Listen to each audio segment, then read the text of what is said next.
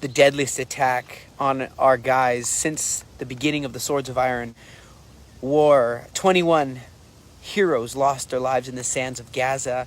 You know what happened? It was down in the southern part of Gaza, near the border, not too far from the border, trying to make a periphery area.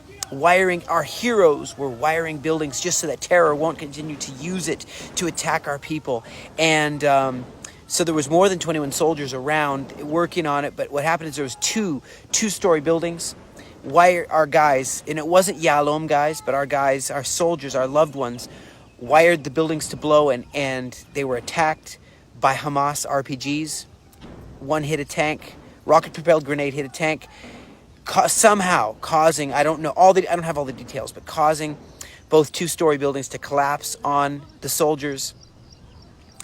And of course, there was a huge rescue to get them out of there, but then the missions continue, surrounding Khan Yunis, encircling the whole city, the second largest city in the whole entire Gaza.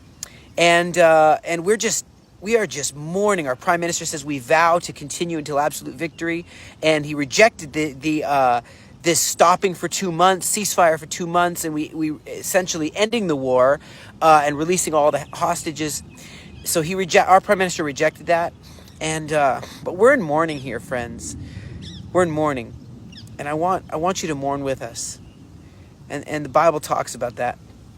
And but at this time, we're looking at what's going to happen, how much longer, when am I getting rotated out?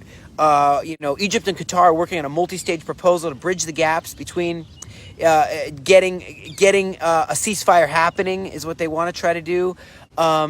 And so we're seeing that there is just a lot of tension, as you know, that Pakistan, Iraq, Iran, Yemen, Lebanon. I mean, there's a lot going on here. United States is involved trying to broker some kind of deal with Anthony Blinken and stuff. We know that Hamas has suffered very heavy losses, but they're still shooting, right? But they're very heavy losses. I think it says 60 to 70% are out of commission, meaning either they're injured or they're killed or they're have no commander to command them. And so we've lost 217 soldiers since the beginning of this whole thing.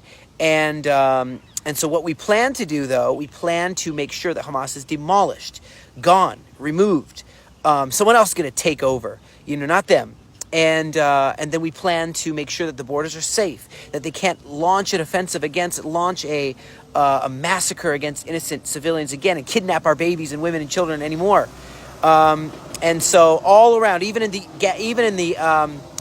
Rafah, over in the Rafiq border, yes, there we want to also make sure that there's a full periphery, which they won't be able to keep going and doing this and rearming. And we look what happens when all these missiles and things go forward. ISIS tried to blow up our Knesset. I talked about this yesterday. They tried to blow up our Knesset. They were totally shut down. And so you have here this, the Saudis and Israel and the whole Abraham Accord is what we need to continue to advance. I know that the enemy doesn't like this, but we need to continue to advance it. There are proponents for peace. There are people who will stand for peace, and there are people who love peace. You have Elon Musk. He visits Auschwitz with Ben Shapiro. Okay, and you have him saying, "I want peace." You have voices calling for peace. Will you be a voice that calls for peace alongside us? Let's call for true peace without Hamas being able to derail the Abraham Accords of peace. All right. We had here Hezbollah shoots at our Meron Air Base in the north. It barely did any damage, by the way, but there was some power outages for a little bit here. Electric Corporation said there was a bit of power outage. I want to say this, guys.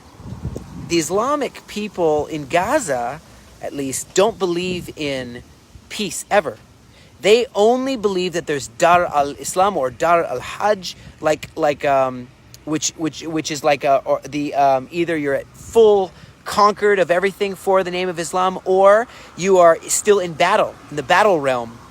Or if you can't launch any more jihad, you're completely out of bullets, so to speak, you can call a hudna for a while.